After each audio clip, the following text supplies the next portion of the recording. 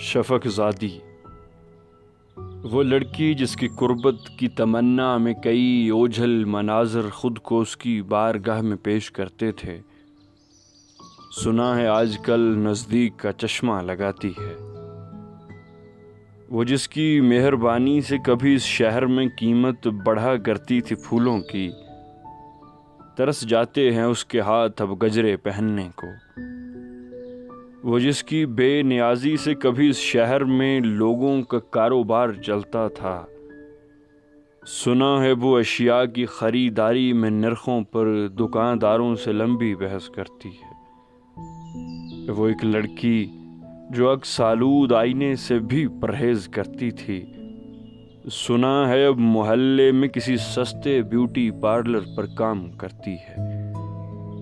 وہ جس کی خوش کلامی پر سخن ہوتا تھا شب بھر شہر کے سب قہوہ خانوں میں، سنا ہے خاموشی کو آج کل اظہار پر ترجیح دیتی ہے۔ وہ ایک لڑکی جو سرتا پا کبھی پندار کا مینار ہوتی تھی، ذرا سے زلزلے سے ڈھہ گئی ہوگی، شفق زادی عجب رنگوں میں گھر کر رہ گئی ہوگی۔